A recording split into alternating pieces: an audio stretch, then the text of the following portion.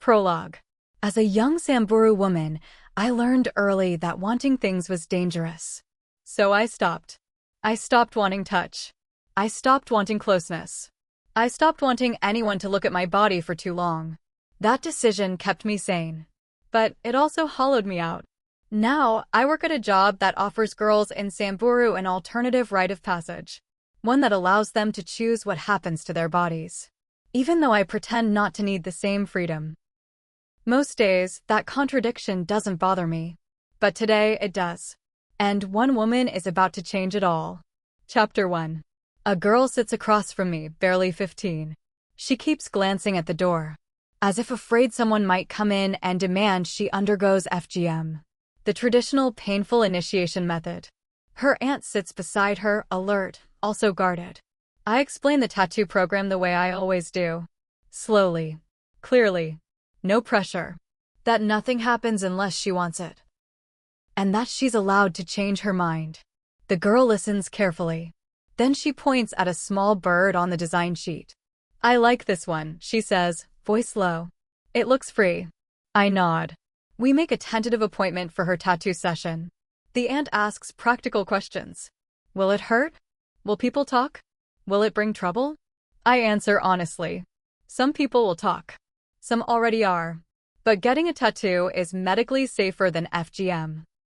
When the meeting ends, the girl hesitates, then briefly takes my hand before following her aunt outside. It's a small thing, but my chest tightens anyway. After they leave, I stay seated, staring at the empty chair. This work matters. I know that.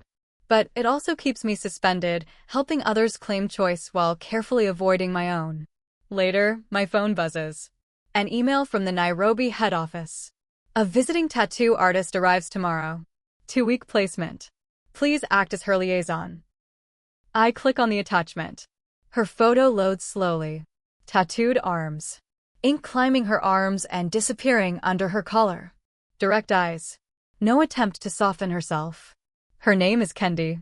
She's Kenyan, but is based in the US. Specializes in trauma-informed body art. Tattooing is the most intimate part of our work. It requires trust. It requires presence. It requires a body that can be seen. I have spent years making sure mine is not. I tell myself this is just another assignment. That nothing about my life is about to change. But something in me, something quiet and long ignored, does not believe that. Tomorrow, a woman arrives whose work is built on consent. And for the first time in a very long time, I feel exposed before anyone has even touched me. Chapter 2. Kendi arrives late in the afternoon. I know it's her before anyone introduces us. She walks into the compound without hesitation, backpack slung over one shoulder, sunglasses pushed up into her hair. She looks around once, quick, assessing, and then relaxes, as if she's already decided she can stand here. That confidence lands in my body before it reaches my mind. She's taller than I expected. Broad-shouldered. Tattooed openly. Nothing about her is hidden or apologetic. This is not how women are taught to take up space here. I step forward because it's my job. Kendi? I say. She turns. Her eyes meet mine directly. No scanning. No polite avoidance. Yes, she says. You must be my liaison.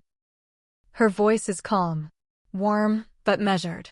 I'm Naserian, I start, then stop myself. I'll be working with you while you're here. She nods, offering her hand. The contact is brief. Professional. Still, my pulse jumps in a way I don't like. We walk together toward the office. I explain schedules, community visits, expectations. I hear myself speaking clearly, efficiently. I sound in control. Kendi listens without interrupting. Occasionally, she asks a precise question. The kind that tells me she's paying attention, not just to the work, but to the people it affects. Inside the office, she sets her bag down and rolls up her sleeves. That's when her gaze drops. Not to my face. To my arms. She doesn't ask. But she sees. The scars are old. Faded. Easy to miss if you don't know what to look for. But Kendi knows. Her expression doesn't change. No pity. No questions she hasn't been invited to ask. She looks back up at me and continues the conversation as if nothing has happened. Something in my chest loosens. No one has ever noticed without demanding an explanation. We go over the project boundaries, consent protocols, cultural considerations. She agrees easily, already aligned. I won't tattoo anyone who isn't fully sure, she says. Even if everyone else wants it. I nod. That matters more than I expect it to.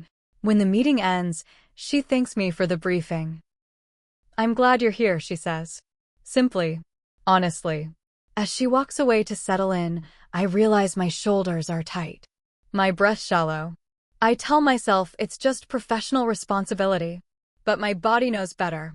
Kendi isn't dangerous because she's unfamiliar. She's dangerous because she's careful. And careful, considerate people are not something I'm used to. Tomorrow, we start the work together. Tonight, I lie awake, replaying the moment her eyes met mine, steady, unafraid. For reasons I don't yet understand, I know this is the beginning of something I will not be able to control. Chapter 3. The next morning, we drive out early. 3 NGO staff. 1 borrowed vehicle. Dust already settling into our clothes before we've said a word. I sit behind the driver, clipboard on my lap. Kendi is beside me, quiet, watching the road. I'm aware of her presence in a way that's distracting. The shift of her weight when the car bumps. I tell myself to focus. The first meeting is with Samburu elders. We are there to sensitize them about the dangers of having FGM as a rite of passage. The dangers it poses to their daughters. We sit under a corrugated iron shade, plastic chairs arranged in a loose circle. The questions come fast and polite, which is how resistance often sounds at first. Why replace FGM with tattoos? Why no? Why bring someone from outside? I translate carefully. I soften what needs softening. I sharpen what cannot be diluted. Kendi waits. She doesn't interrupt. When she speaks, she keeps her voice low and respectful. We don't replace culture, she says. We work where choice is allowed. One of the elders frowns. Another looks at me instead of her. The pressure shifts and lands on my shoulders. I explain again. I remind them this is optional. That unlike FGM, nothing is forced. That a girl who refuses to be cut does not mean she has rejected her culture. The risk is clear. Say the wrong thing, and the door closes. Not just for us, but for the girls watching quietly from the edges. Kendi catches my eye. A quick look. Steady. Go on, it says. I'm with you. We survive the meeting. Barely. Outside, as we walk back to the car, I realize my hands are trembling. I tuck them against my clipboard, clutching it to my chest. Kendi notices. Good recovery in there, she says quietly, as if praise itself might be dangerous. I nod. I don't trust my voice. At the next stop, a smaller gathering, mostly women. The tension eases slightly. Kendi kneels to show the designs. The women lean in. Curious. Cautious. I watch the way Kendi moves. Unhurried. Careful. The way she keeps her hands visible at all times. The way she asks permission before passing a paper from one person to another. Her tattoos catch the light when she shifts. As the meeting ends, one woman reaches out to touch the designs. Kendi steps back instinctively. I move forward to explain and misjudge the space between us. My arm brushes hers. Just skin. Just a second. Still, my breath catches. Kendi stills too. Not pulling away. Not leaning in. Just aware. Sorry, I say quickly. It's okay, she replies, just as softly. We step apart. The moment passes. The work continues. But something has changed. All afternoon, I feel it, an awareness under my skin. Not fear. Not really. Attention. And as we drive back toward town, dust trailing behind us, I understand something with unsettling clarity. This work is no longer just about the girls. It is also about what I have always tried hard not to feel. Chapter 4. By the 4th day, I know Kendi's rhythms. How she waits to be invited into a space instead of just stepping into it. It unsettles me more than her confidence ever could. We spend most of the day side by side, walking between meetings, reviewing notes, sitting in shared silences that don't demand explanation. At lunch, we sit on a low wall behind the office, unwrapping food from paper. A pair of staff members pass behind us, talking quietly. Their voices fade as they move on, leaving the space between Kendi and I briefly, deliberately ours. She offers me half of hers. I hesitate. Then take it. A small thing. Still, my chest tightens. I learned early that our bodies are negotiated by others, the men in our lives. Husbands. Fathers. In my world, compliance keeps you intact and free of physical punishment. And wanting, especially wanting something for yourself, is selfish and invites consequences. I don't say this out loud. I've trained myself not to. Instead, I notice details about her. Things that make her different. Things that make our interactions different. Like the way Kendi angles her body toward mine when we talk. The way she listens without interruption. The way silence between us doesn't feel like waiting for the other shoe to drop. Once, when our knees brush as we sit, she glances at me, not apologetic, not bold. Just checking if I'm okay. Uncharacteristically, I don't move away. Later, during a debrief, someone makes a careless joke about girls being dramatic. I stiffen before I realize it. Kendi doesn't laugh. She meets my eyes. Hold them. I think of my husband then. Of how intimacy was framed as duty. How my body learned to go somewhere else when it was touched. How I survived by shrinking desire until it was quiet enough not to be noticed. For me, wanting had a cost. I paid it once. I didn't intend to again. And yet, when Kendi stands too close as we review tomorrow's schedule, my body reacts before my mind does. A warmth. A pull. A question I don't know how to answer. This attraction doesn't rush or corner me. And that's what scares me. Because if nothing is being taken from me, demanded from me, then the wanting is all mine. I walk home alone that evening, the town settling into dusk around me. And the truth arrives without drama, without mercy. I had survived by never wanting. But now my body was remembering how. Chapter 5. The resistance by the Samburu community doesn't come loudly. It arrives sideways. A cancelled meeting. An elder who refuses to sit. By midweek, the air has shifted. Conversations lower when we enter rooms. Smiles that don't quite reach the eyes. At one gathering, a man stands up before we finish. You come here talking about choice, he says. But whose choice is it really? No one answers right away. My throat tightens. I know this moment.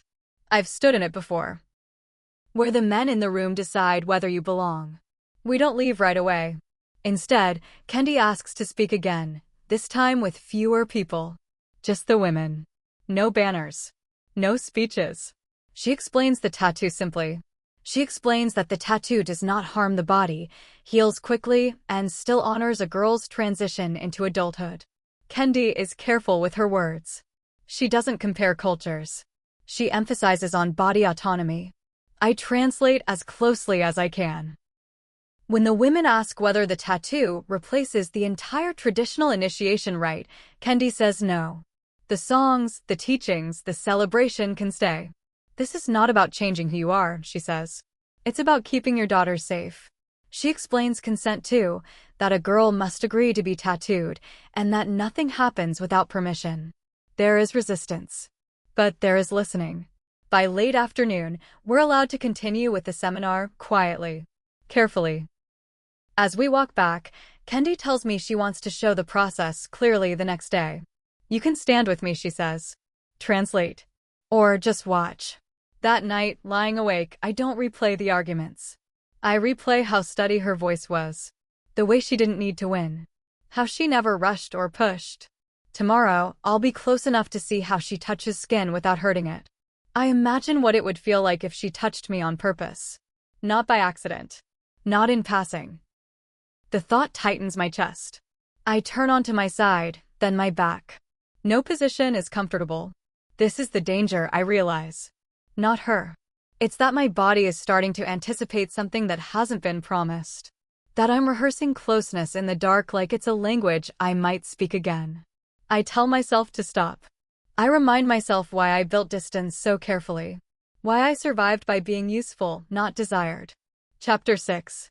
The next morning at the makeshift tattoo studio, I stand beside Kendi. She asks the first woman where she would like to sit. She had picked a design a few days earlier, during the women's meeting. Kendi explains what she's doing before she does it. She shows her the needle. Lets the woman touch it. Waits. When the woman hesitates, Kendi stops without comment. No problem, she says. We can pause. The pause holds. Nothing bad happens. That seems to matter more than anything else. Kendi adjusts the chair so the woman's back is supported. She stops short of touching skin. Can I move your hair? She asks. The woman nods. Kendi waits for it, then gently lifts the braid aside. Before placing the stencil, she pauses again. Are you still okay? Yes. If that changes, Kendi says, tell me. And we'll stop. Nothing in her voice assumes compliance. Standing there, translating, I feel it register in my own body, the difference between being handled and being asked. Later, after both clients leave, we are left alone in the studio. It suddenly feels small. Too small to avoid each other. I notice her looking intently at her sketchbook. So, Kendi, I start, voice small and shy. Do you have many of those designs? Kendi pauses over her sketchbook. She turns it toward me, keeping her voice low. Just a number. She pauses. This one, she says, pointing to a graceful lioness, tracing the edge of the design with her finger. I hope this one reads as boldness, not rebellion. What do you think? I study the lines. Familiar patterns. Nothing provocative. Nothing that would be read as insult. Yes, I say. It's all right. She nods, satisfied, and lets the book close. If you'd like, I could bring you the rest of my sketches tomorrow to check out. She says, turning her head to check with me. I realize we are closer than I thought. Close enough to notice how her eyes have both dark and light brown in them. The even rhythm of her breath. Her gaze searches my face. The moment stretches. Not awkward. Not rushed.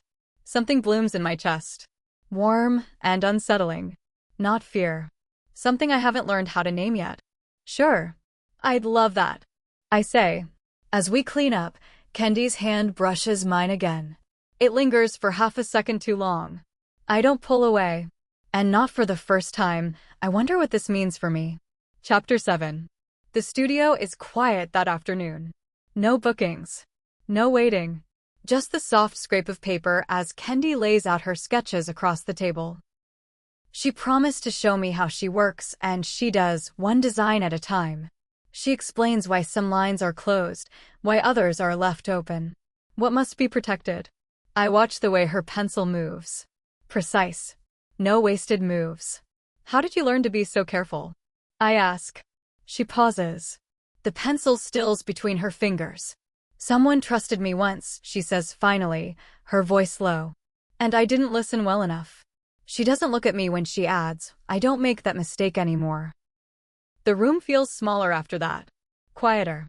Like something delicate has been set down between us. I nod slowly, understanding more than I expect to. That makes sense, I say. Then, before I can reconsider it, the truth slips out. I was married once. Her hand stills on the paper. Not dramatically. Just enough that I notice. I didn't choose it, I continue, my voice steady in a way that surprises me. And I learned very quickly how costly that kind of arrangement can be. Silence stretches between us. Kendi shifts slightly, close enough that I feel the change, not so close that it corners me. Can I ask you something? She says. Yes. Her gaze drops briefly to my forearm. Not lingering. Not invasive. Is that when these happened? She asks quietly. I follow her eyes. The faint lines along my arm old enough that most people pretend not to see them. Yes.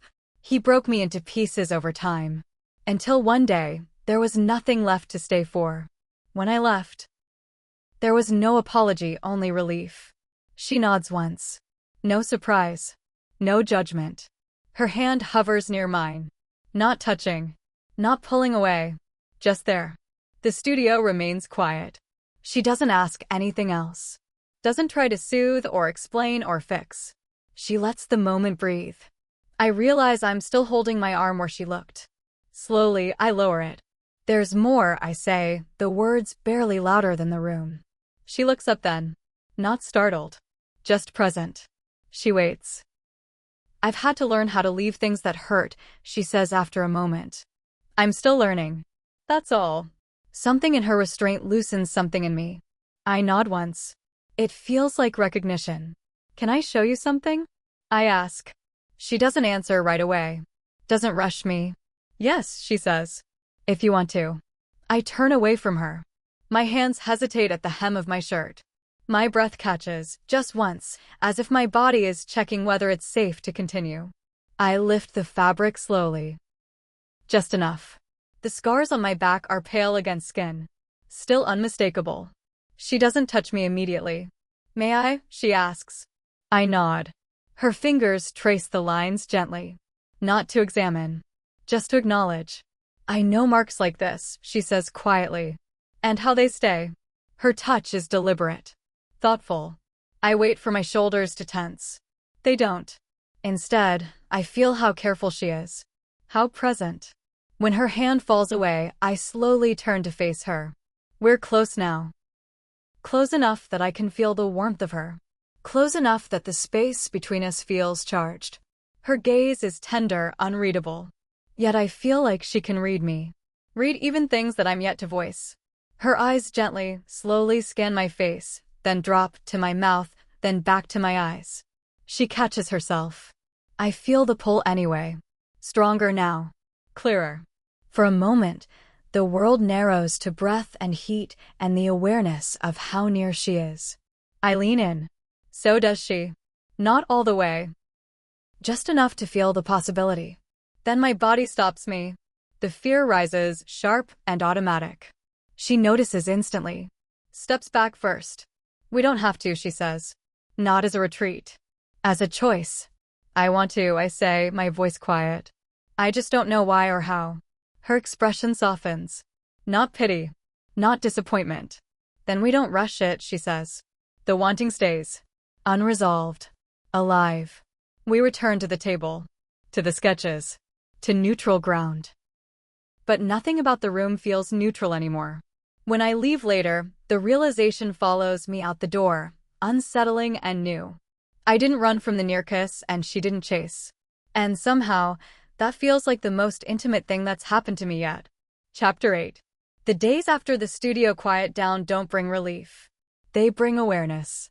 Kendi and I move around each other with care. We talk about work. About schedules. About designs for the girls coming in. But the space between us feels charged, like something held just below the surface. When our eyes meet, we don't look away immediately anymore.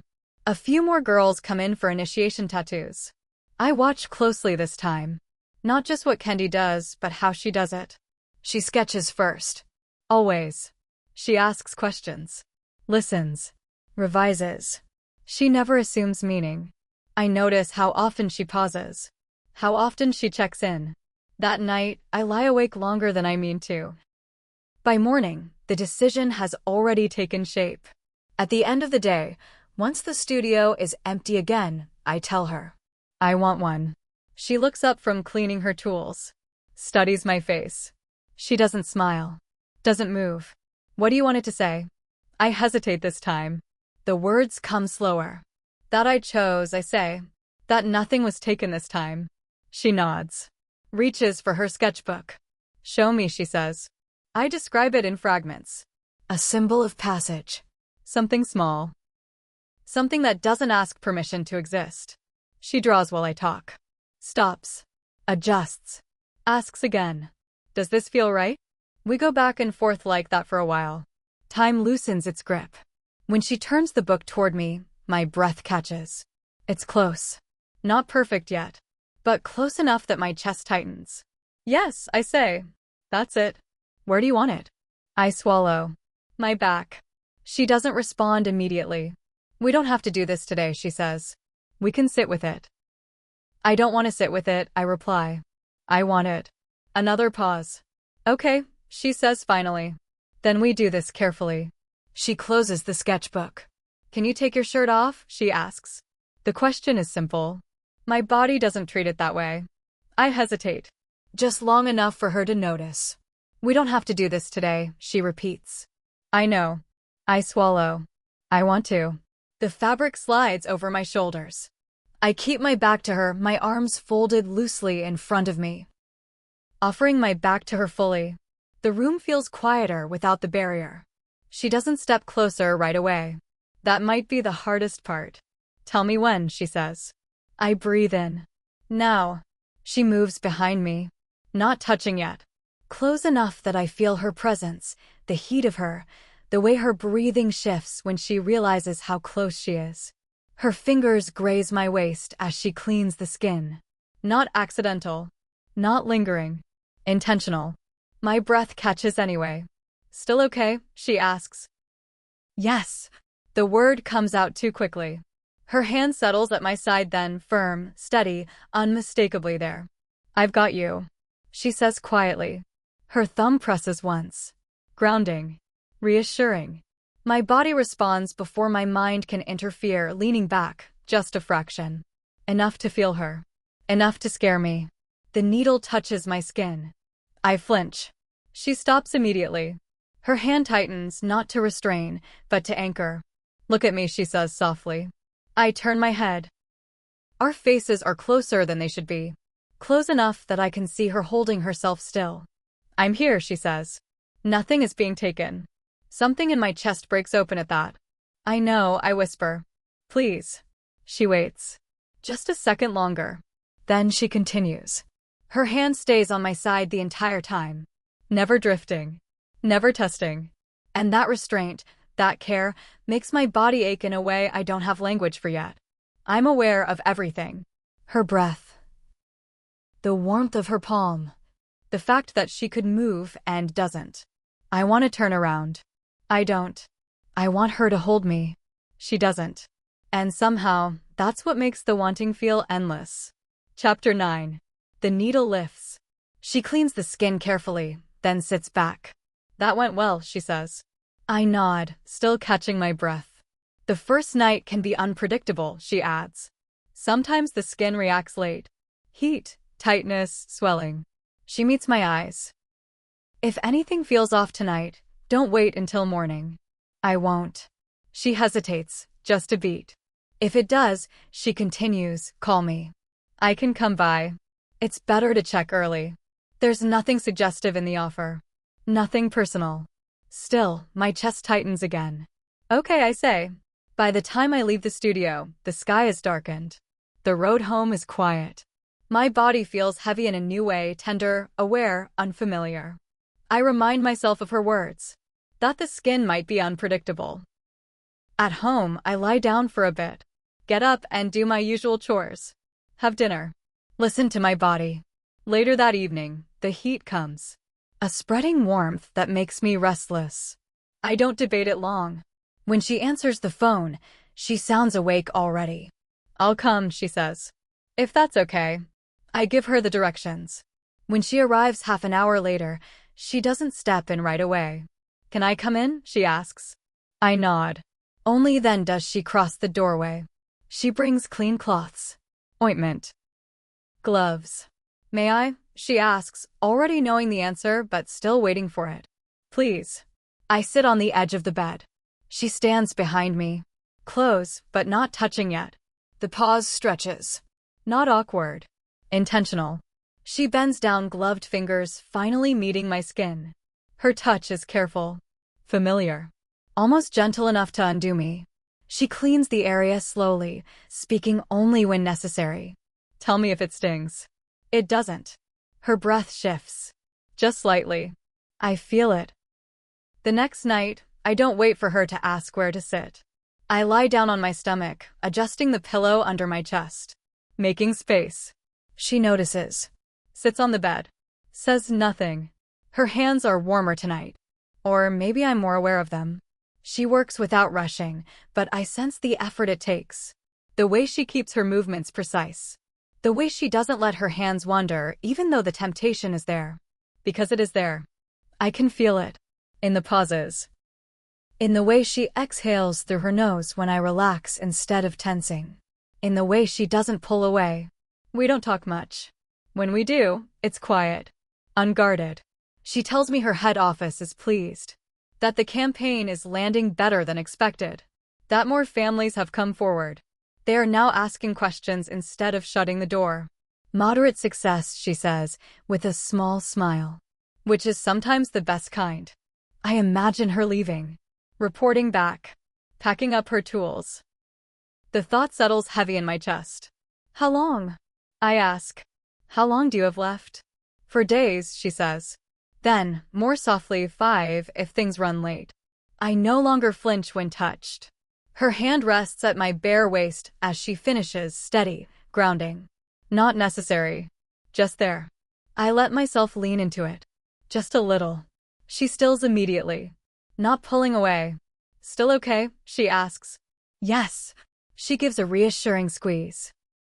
Later, when she's packing up, I ask her why she moved back and forth so much. Between here and the States. She considers the question. Because it took me a long time to understand that I couldn't fix things by being brave alone, she says. Or by staying where it hurt just because it was familiar. I nod. The answer lands somewhere deep. I thought distance would make me fearless, she adds. Turns out it just made me more careful. By the third night, the most critical part of aftercare is almost done. I'm healing nicely. Her touch lingers longer than it needs to. Still professional. Still restrained. But the air between us feels tighter now. Charged. She finishes and doesn't move away right away. Neither do I. I'll be gone soon, she says. I know. She's close enough that my skin knows her before my mind does. I sit up slowly. My body feels different now. Awake. Sensitive in places that usually stay quiet. I can feel my pulse everywhere. She hasn't moved. Hasn't stepped back.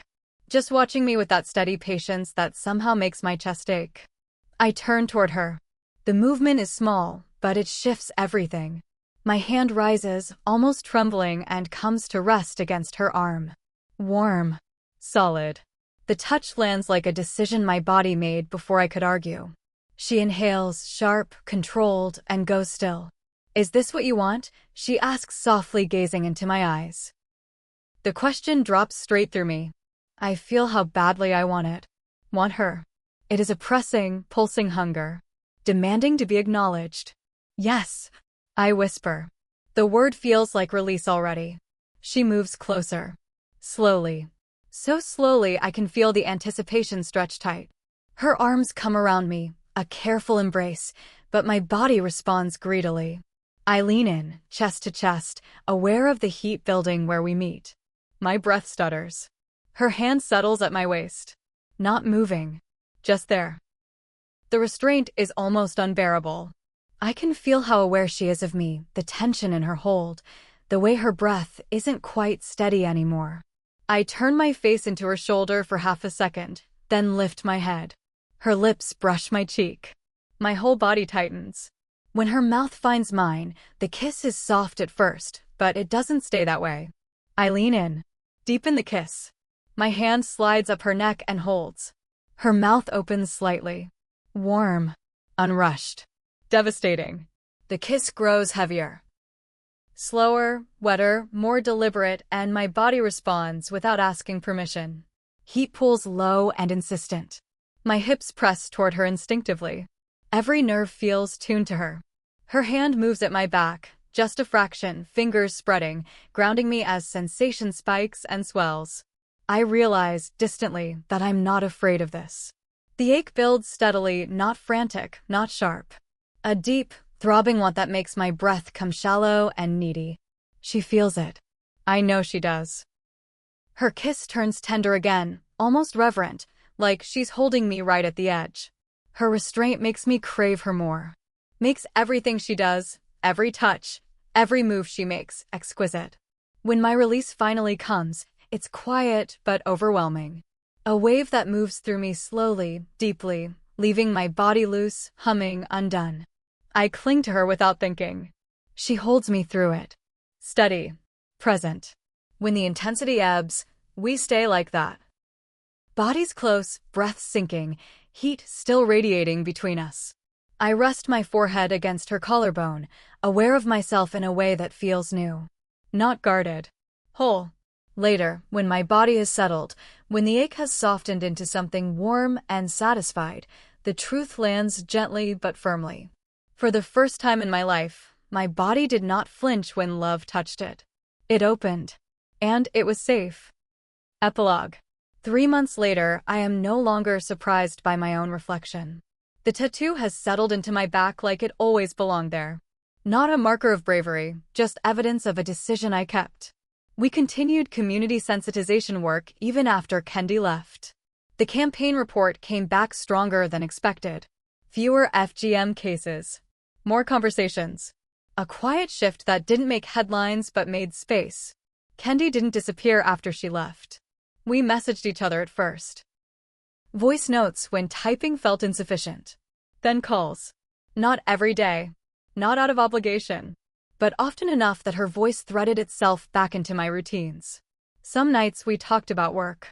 Others about nothing at all. Once she said, "I miss you." Like it was information, not pressure. And surprising myself, I said it back just as easily. So when she asked if she could come visit over the Easter holidays, just a few days, nothing complicated. I smiled at my phone longer than necessary before replying yes. Now she's here. We're standing side by side, the way we always seem to end up. Close, but not pressed. Her shoulder brushes mine as she turns. "I'm glad we didn't rush anything," she says. "So am I." I reply.